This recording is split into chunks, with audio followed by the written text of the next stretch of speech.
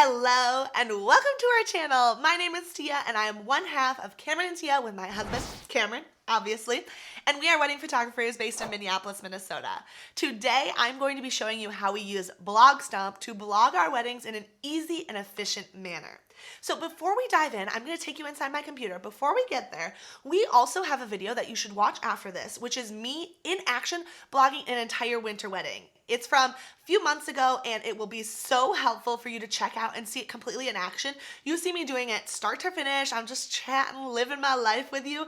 But this is the intro to show you how to actually use BlogStomp and to see if BlogStomp is a fit for you. So let's jump right in. Here's what BlogStomp looks like when you open it up. I'm going to go ahead and import some photos quickly.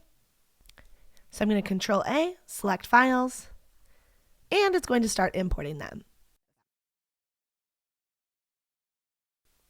Okay, they are now ready to be stomped. So the first thing that I'm going to do is I'm going to go to settings, and from there I'm going to select output. You will see that you can have different styles here.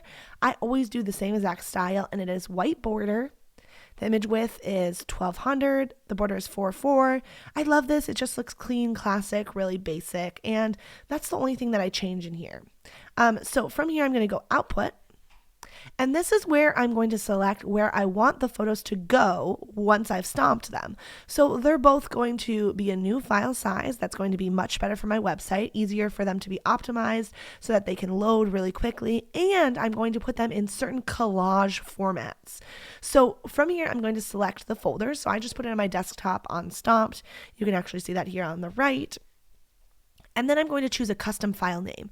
So the amazing thing about this is that in order for SEO to be reading the images correctly, they need an awesome file name. So I'm going to put keywords in here, such as the venue name. So for example, this is a Bavaria Downs, which is a wedding venue nearby us, wedding. And I'm actually going to put winter wedding because it has that.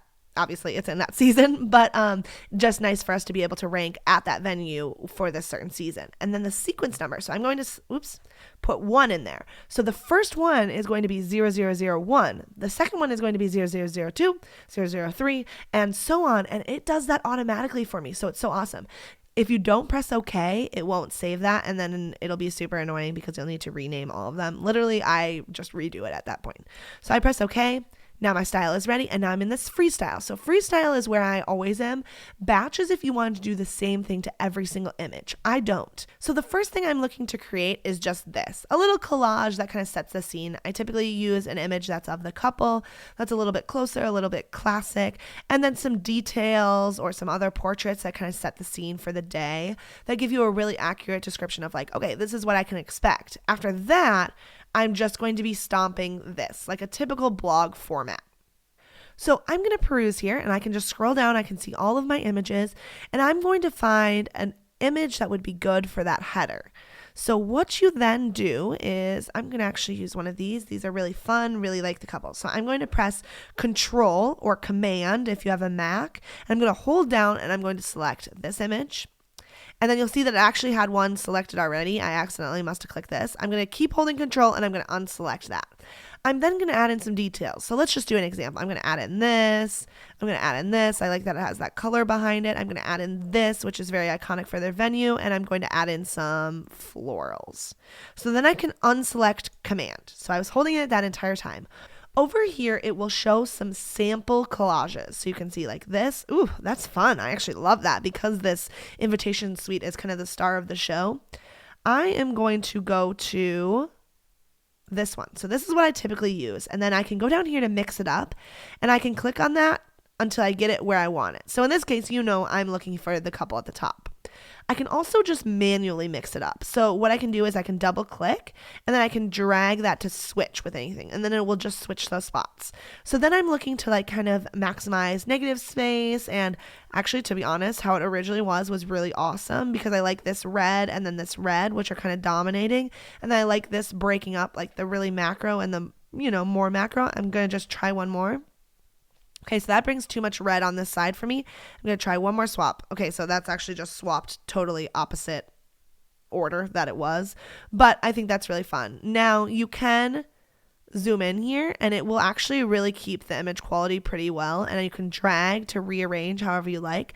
And then what I do is when I'm satisfied with that, I can either click stomp it here, or the shortcut is I can just press enter or return. So I just press that, it stomps it, and you could see in the bottom left there, I'll show you that again, it just stomps it really quickly, and then it is ready to go. So then if I went into my stomped folder, you're going to see it's here, it's stomped, it's renamed Bavaria Downs Winter Wedding 001, and it is ready to rumble for the blog. So one thing I love this for is to put together dipicts. So dipicts are two images side by side like this. In Photoshop, it is pretty hard to do, to be honest. It's a lot harder than what I just did, where I held command and I went click, click, and I have two together, and then I could go enter and it's stomped. It's ready to go. Photoshop takes a while and you got to really finesse it. So this is what makes this really easy. So typically in my blog posts, I am doing a mixture of dipicts like this, and then full size images. So some horizontal, some vertical, portrait, landscape. I do a mixture like this every once in a while with a portrait and a landscape. But in most cases, I'm doing landscape images solo, and then I'm doing dipicts of two verticals. You'll see like that. Like that's very traditional. And then here and there, a portrait by itself. So BlogStomp makes that really easy for me to do.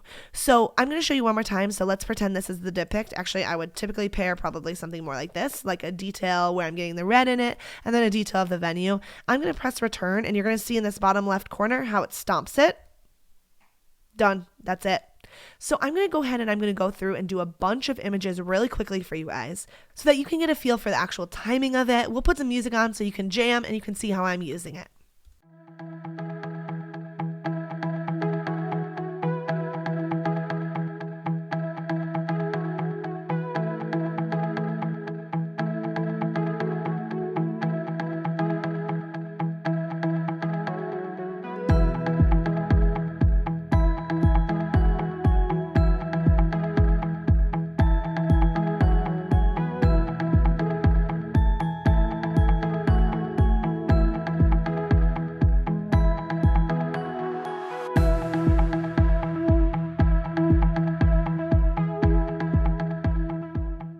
Okay, so that's it. That's BlogStomp. What did you guys think of that? Was that so helpful to see BlogStomp? If so, leave me a comment, leave me a like. I'd be happy to make more videos about BlogStomp or about any other tools that you are interested in. And be sure to hit subscribe. We love having you here. It means so much to us. And until next time, bye!